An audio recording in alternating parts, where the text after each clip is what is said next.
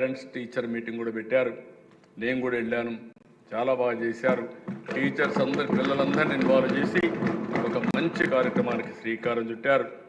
ఇంకో పక్కన మీరు ఒకసారి చూస్తే అధ్యక్ష, ఎన్టీఆర్ వైద్య సేవకి 1770 కోట్ల రూపాయలు ఇచ్చాం. ఇంకా ఇవ్వాల్సిన చాలా ఉన్నాయి. మొత్తం వీళ్ళు చేసిపోయినటువంటి అన్నీ కూడా అప్పులు తీర్చుకుంటూ వచ్చే పరిస్థితి వచ్చింది. ఇది కాకుండా అధ్యక్ష, ఈరోజు డిజిటల్ హెల్త్ కార్డ్స్ ఇక్కడే సత్యకుమార్ గారు ఉన్నారు, ఆయన వర్కౌట్ చేస్తున్నాడు.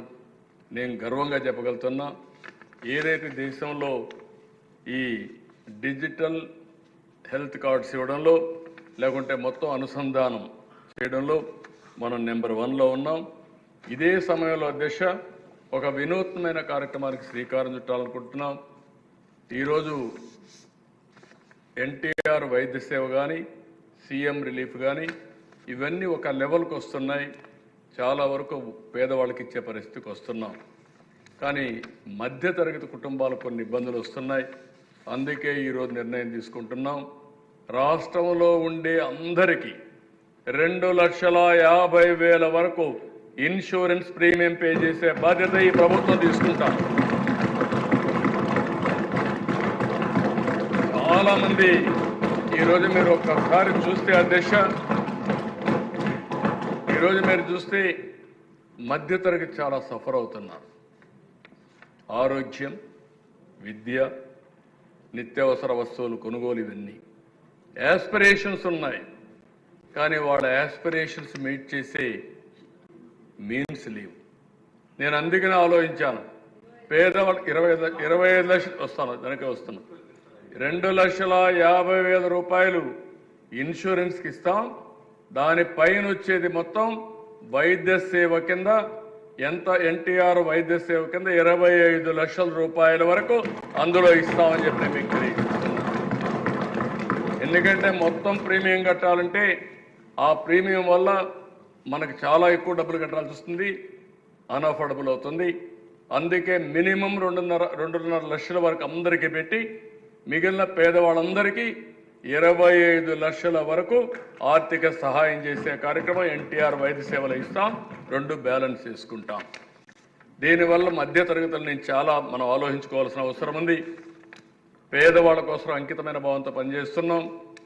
మన పాలసీల వల్ల డబ్బులుండేవాళ్ళు పెద్దవాళ్ళకి ఇబ్బందులు ఉండవు, వాళ్ళ తెలివితేటలు సంపాదించుకోగలుగుతారు. కానీ మధ్యతరగతి చాలా వరకు ఇబ్బంది పడుతున్నారు. మనం కూడా ఫోకస్ చేయాల్సిన అవసరం ఉంది.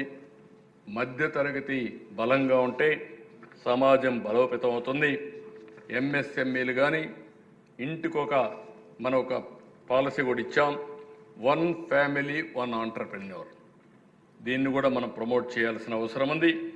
దీన్ని వీలైనంత వరకు మధ్యతరగతికి ఇంకా ఏం చేయాలనో మిడిల్ ఇన్కమ్ గ్రూప్కి మీరు అందరూ కూడా ఆలోచించండి. టైం టు టైం ఆలోచిద్దాం. మధ్యతరగతిని కూడా ఆదుకునే బాధ్యత ఈ ప్రభుత్వం తీసుకుంటామని చెప్పి కూడా నేను మీకు తెలియజేస్తున్నా. చాలా ఈరోజు గర్వంగా చెప్పగలుగుతున్న అధ్యక్ష, ఈరోజు పోలవరం తెలుగువారి కళ, ఆంధ్రప్రదేశ్కి ఒక బ్యాక్ బోన్.